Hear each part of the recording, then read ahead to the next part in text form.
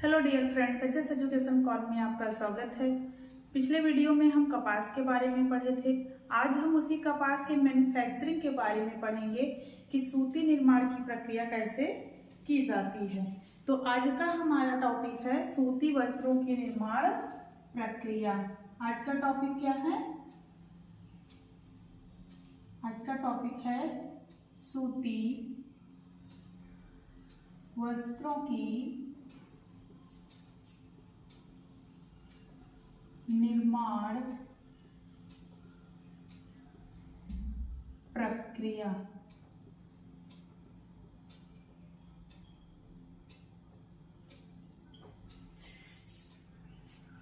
Process of manufacturing of cotton textile इसे कहते हैं। Process of manufacturing of cotton textile मतलब किस प्रकार से हम सूती वस्त्रों की निर्माण प्रक्रिया करते हैं, आज हम यही जानेंगे। कपास के रेशों को पहले सूत बनाया जाता है, सूत तैयार किया जाता है। सूत तैयार करने के बाद इससे कपड़े बनाए जाते हैं। तो सूत बनाने का जो प्रोसेस है वो कैसे किया जाता है, सूत कैसे बनाया जाता है, आज हम इसके बारे में जानेंगे। तो सबसे पहले क्या किया जाता है, हमें कोई को एकत्रित किया जाता है। तो पहला क्या है, कपास के कोए को एकत्र करना। कपास के कोए को एकत्र करना, जिसे क्या कहा जाता है, हार्वेस्टिंग कहा जाता है। तो सबसे पहले क्या किया जाता है, सबसे पहले जब कपास का पौधा हमारा बड़ा हो जाता है, उसमें कलियां लग जाती हैं, वह कलियां हमारे पोट्स बन जाते हैं और वह पोट्स हमारे पूर्णतः परिपक्व हो जाते हैं। तो वो जो है जो कोए होते हैं वो फटने लगते हैं। उसमें से हमें क्या दिखने लगती है, तो कॉटन बॉल्स दिखने लगती है। जब कॉटन बॉल्स दिखने लगती है तो हमारा रेशा पूरी तरीके से वह परिपक्व हो जाता है, जिसको हम क्या करते हैं, एकत्रित करते हैं। यदि इसको हम एकत्रित नहीं करते हैं, लंबे समय तक यह हमारा उसी पेड़ में पड़ा रहता है, तो इसकी पत्तियां उसमें टूट टूट करके पड़ने लगती हैं और हमारी ये कपास के कोए भी जो है टूट टूट करके जमीन में गिरने लगते हैं, जिससे हमारा जो कपास होता है वह गंदा हो जाता है, इसमें कीड़े लग जाते हैं और उन पत्तियों की विशेष अशुद्धियां जो है हमारे कोए जो है कपास में आ जाती हैं।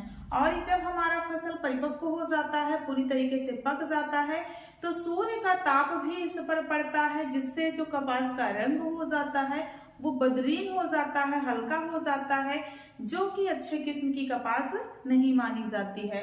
और कपास की फसल पर कोहरे का अधिक प्रभाव पड़ता है। तो सबसे पहले हम क्या करते हैं, जब हमारी फसल पूर्णतः पक करके तैयार हो जाती है तो कपास के कोए को एकत्र कर लिया जाता है, इसके कॉटन बॉल्स को एकत्र कर लिया जाता है। यह कार्य कैसे किया जाता है, तो हाथों के द्वारा भी किया जाता है और बड़े पैमाने पर मशीनों के द्वारा भी इसका प्रयोग किया जाता है। सेकेंड हमारा है बिनौले निकालना। बिनौले निकालना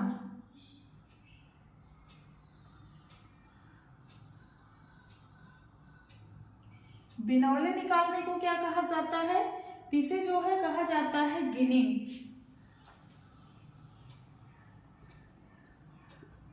गिनिंग प्रोसेस किया जाता है। जब कपास पूरी तरीके से हमारा हार्वेस्ट कर लेते हैं, उसको एकत्रित कर लेते हैं, तो उस पर सेकेंड प्रोसेस की जाती है गिनिंग। गिनिंग में हमारा जो है कपास जो है क्या किया जाता है, इसके सीड्स निकाले जाते हैं। और यह कार्य कैसे किया जाता है, तो यह हमारी कंपनियों में, मिलों में किया जाता है, मशीनों में किया जाता है। मशीनों पर ब्लेड की तरह जो है उसमें आरियां लगी होती हैं, उसमें रुई जो है हमारा क्या करता है, उसी आरियों में फंसता जाता है, जिससे जो है हमारा कपास के जो सीड्स होते हैं वो नीचे गिरने लगते हैं और रुई जो है उसके दांतों में फंसने लगते हैं। तो यह जो है जिससे हमारा जो कपास होता है वो बीज से पृथक हो जाता है और हम रुई को प्राप्त कर लेते हैं। तो थर्ड हमारा आता है कपास की गंदगी को दूर करना। थर्ड प्रोसेस क्या है, कपास की गंदगी को दूर करना।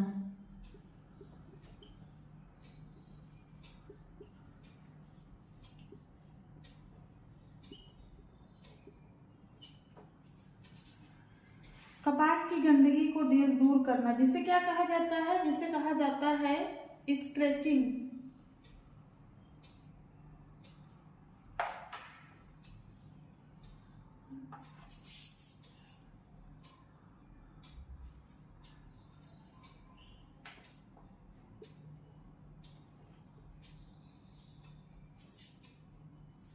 जिसे स्क्रैचिंग कहा जाता है। इसका मतलब क्या होता है कि यह रेशे लकड़ी, धूल, पत्ते और जो है कपास में विभिन्न प्रकार के कपास की पत्तियां इसमें आकर के एकत्रित हो जाती हैं। तो जब उनसे उसको पृथक किया जाता है तो वही कहा जाता है कपास की गंदगी को दूर करना। उसके बाद अगला आता है हमारा बेलिंग। चौथा हमारा क्या आता है, गांठ बांधना।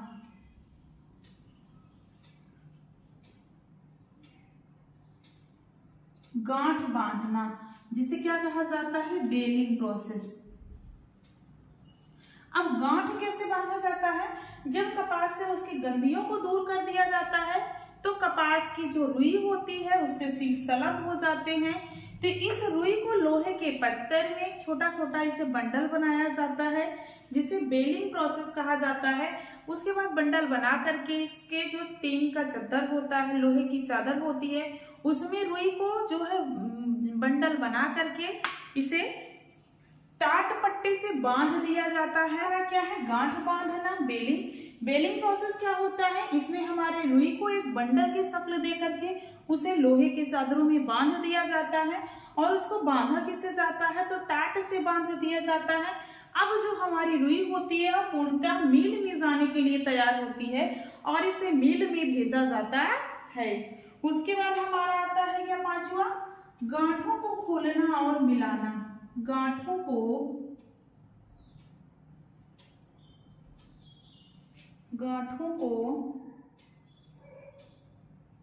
खोलना और मिलाना, इसे इंग्लिश में क्या कहते हैं, ओपनिंग एंड बेलिंग।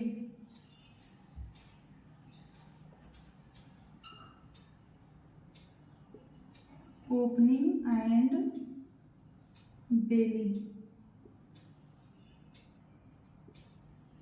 फिर क्या किया जाता है, जब हमारी रुई कंपनी में चली जाती है, मिल में चली जाती है, तब उस रुई के बंडल को खोल करके उसे क्या किया जाता है, समानांतर किया जाता है और उसे छिटका करके मिला दिया जाता है, क्योंकि जब उसकी बंडल बनाई जाती है तो रुई आपस में सिमट जाती है, इसलिए उसको फिर से जो है खोल करके और सभी रुई को समानांतर रूप से आपस में मिलाया जाता है। और जो यह प्रक्रिया होती है यह यंत्रों के माध्यम से होती है, जो है विशेष प्रकार के यंत्रों से मिलाकर यंत्रों से होती है। और जो यंत्र होते हैं ये यंत्र 3 प्रकार के होते हैं, 3 प्रकार के यंत्र प्रयोग में लाते हैं। एक हमारा यंत्र होता है जिसे 3 प्रकार के यंत्र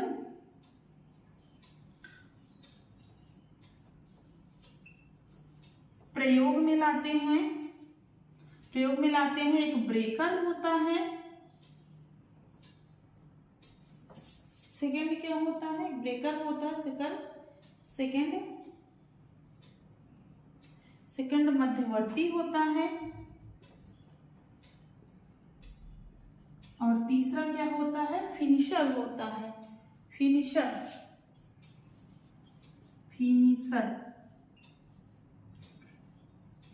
उसके बाद क्या होता है, फिनिशर होता है। तो इस प्रकार से जो है हमारे रेशे को आपस में मिला दिया जाता है। उम्मीद करती हूँ कितना समझ आया होगा आप लोग को। अब हम अगला प्रोसेस देखेंगे, इसका क्या होता है। फिर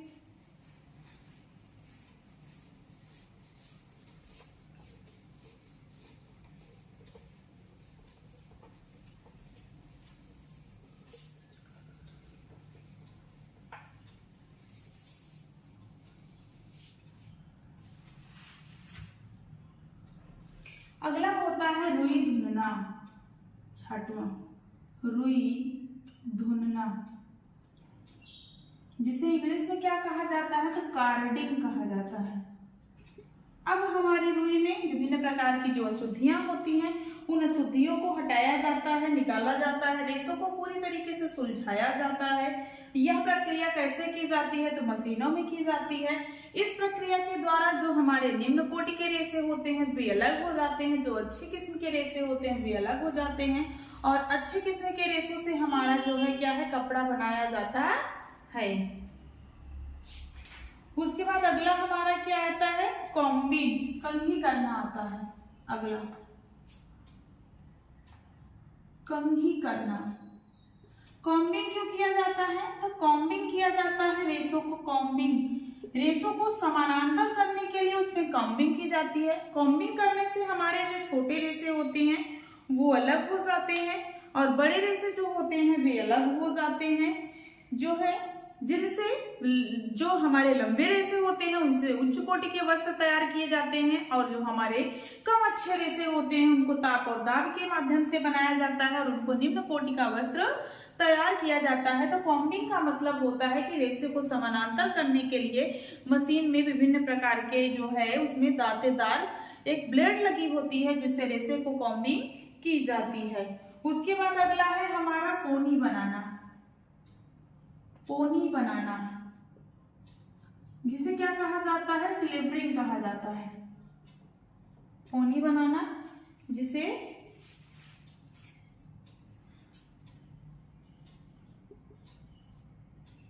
स्लीवरिंग कहा जाता है। अब पोनी कैसे बनाई जाती है? तो पोनी बनाई जाती है, अब हमारी रुई पूरी तरीके से साफ हो जाती है, लोहे की रॉड होती है, उस लोहे की रॉड में जो है लगभग 1 इंच व्यास का पोनी बनाया जाता है। जब पोनी हमारी बन जाती है 1 इंच के व्यास का, इस रॉड में पूरी तरीके से रुई को लपेटा जाता है। जब हमारी पोनी पूरी तरीके से बन जाती है तब हमारा ये जो रुई होता है वो स्पिनिंग के लिए तैयार होता है। तो अगला पॉइंट हमारा आता है कताई। कताई का मतलब होता है स्पिनिंग। स्पिनिंग होता है, स्पिनिंग का मतलब अब हमारा जो रुई है पूर्णतः इस प्रकार से तैयार होता है, उससे हम ट्विस्ट दे करके अपने धागे को या सूत को हम प्राप्त कर सकते हैं।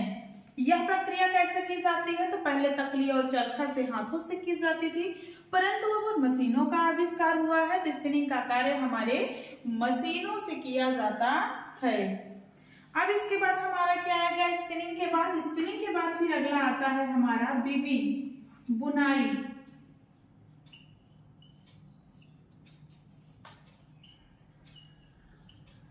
वीविंग कैसे किया जाता है? तो अब हमारे कपड़े को हम ताने बाने के फॉर्म में रख करके इसे बिने जाते हैं। अपने प्रयोजन के अनुसार कपड़े हमारे उच्च कोटि के, निम्न कोटि के विभिन्न प्रकार के बनाए जाते हैं। अगर हमारे धागे में ज्यादा ट्विस्ट दिया जाता है तो हमारा जो रेशा होता है वो ज्यादा अच्छा होता है। कम ट्विस्टिंग दी जाती है तो जो हमारा रेशा होता है कम अच्छी क्वालिटी का होता है।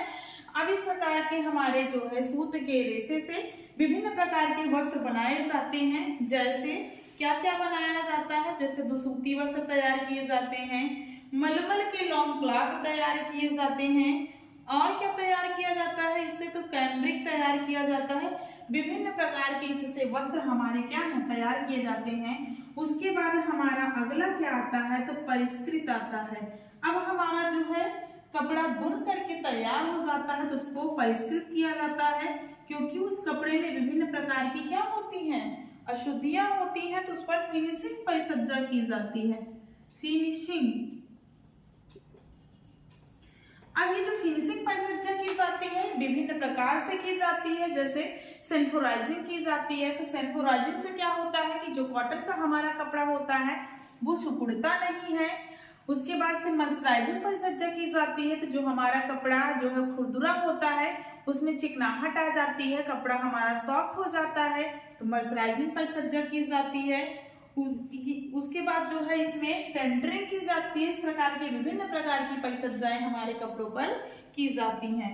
उसके बाद से हमारा अगला आता है रंगाई एवं छपाई। रंगाई एवं छपाई। रंगाई और छपाई में क्या किया जाता है? तो डाइंग एंड प्रिंटिंग किया जाता है।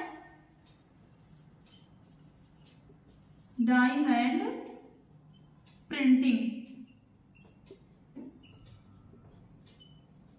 रंगाई और छपाई कैसे किया जाता है? तो तैयार कपड़े पर भी रंगाई और छपाई की जाती है, लेकिन हमारा जो यार्न होता है, सूत होता है, उस सूत को भी रंगा जाता है, फिर उसके बाद उससे फैब्रिक तैयार किया जाता है।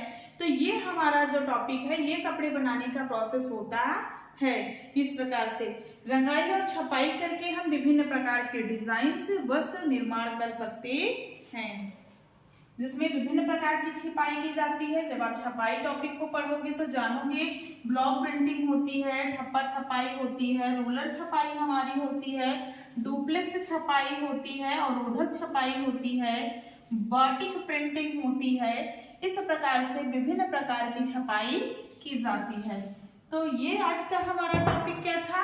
सूती वस्त्रों के निर्माण की प्रक्रिया। एक बार हम फिर से आपको इसको रिवीजन करा दे रहे हैं। सबसे पहले हमारा क्या हुआ था? हार्वेस्टिंग हुआ था।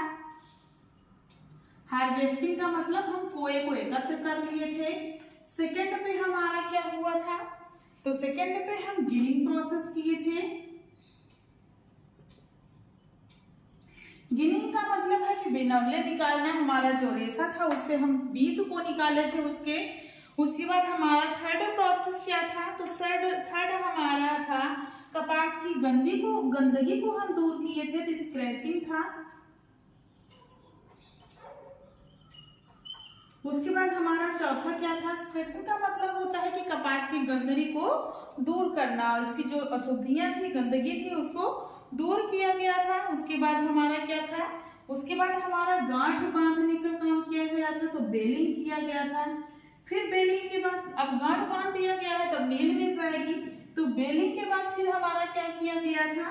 ओपनिंग एंड ब्लेंडिंग किया गया था। ओपनिंग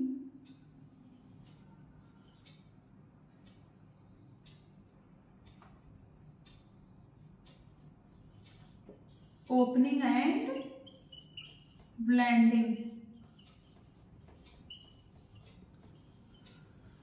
ओपनिंग एंड ब्लेंडिंग का मतलब है हमारा कपास यहाँ जो है बेलिंग करके उसको गांठें बांध करके कंपनी में भेज दिया गया था।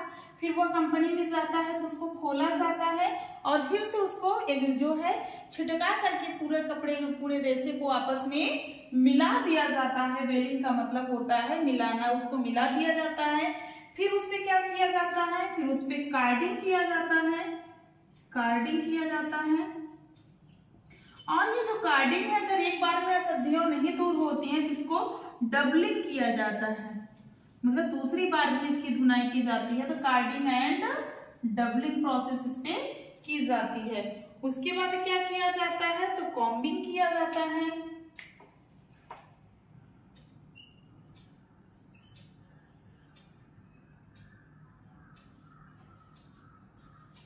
उसके बाद कॉम्बिंग किया जाता है। कॉम्बिंग का मतलब होता है कंघी करना, धागे को समानांतर करना।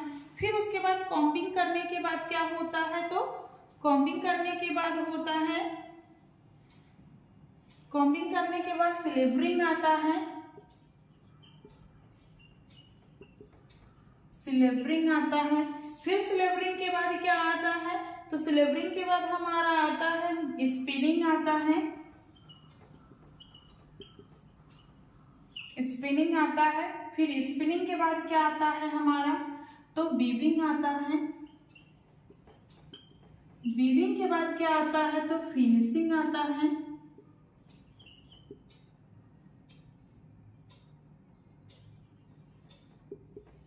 फिनिशिंग के बाद क्या आता है? तो डाइंग एंड प्रिंटिंग आता है। फिनिशिंग है, ड्राइंग है, वीविंग के बाद क्या आता है? फिनिशिंग आता है। फिनिशिंग के बाद डाइंग एंड प्रिंटिंग ही आता है। Dyeing and printing.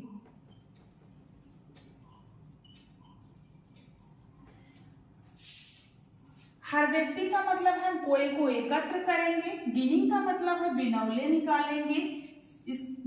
स्कॉर्टिंग का मतलब है कि हम उससे अशुद्धियों को दूर करेंगे। बेलिंग का मतलब है उसका हम बंडल बनाएंगे। ओपनिंग एंड ब्लेंडिंग का मतलब है हम फिर से उसको खोलेंगे और सारे रेशों को आपस में मिश्रित कर लेंगे। कार्डिंग का मतलब है कि धुनाई करेंगे और जब उसकी अशुद्धियां नहीं हमारी दूर होंगी तो फिर से हम उस पर डबलिंग प्रोसेस करेंगे और अशुद्धियों को दूर करेंगे। कॉम्बिंग का मतलब है उस पर हम कंघी करेंगे, रेशे को एकत्रित करेंगे, समानांतर करेंगे। उसके बाद हमारा सिलेबरिंग आता है। सिलेबरिंग का मतलब है पोनी बनाएंगे। फिर पोनी बनाने के बाद हम स्पिनिंग करेंगे और स्पिनिंग करने के बाद जब हमारी कताई हो जाएगी, हमारा धागा हमें प्राप्त हो जाएगा, तो हम वीविंग करेंगे, उससे बुनाई की जाती है कपड़े की। जब हमारा कपड़ा बुन करके तैयार हो जाता है तो हम क्या करते हैं, फिनिशिंग करेंगे। और फिनिशिंग जब उसपे हम विभिन्न प्रकार की परिसज्जाएं कर लेंगे तो डाइंग एंड प्रिंटिंग की जाती है। डाइंग एंड प्रिंटिंग करने के बाद हमारा कपड़ा जो होता है पूर्णतः बन करके तैयार हो जाता है और वह हमारा कपड़ा जो है फिर पहनने योग्य हो जाता है। उसको हम सिलवा करके आराम से उसको हम पहन सकते हैं। तो उम्मीद करती हूँ हमारा ये पढ़ाया हुआ टॉपिक आपको समझ आया है और समझ आया होगा। यदि आपको हमारा पढ़ाया हुआ टॉपिक समझ में आया है तो आप हमारे चैनल को शेयर करिए, अपने फ्रेंडों के साथ शेयर करिए और बेल आइकॉन को प्रेस कर लीजिए, जिससे आपको नेक्स्ट वीडियो की अपडेट मिलती रहे। Thank you.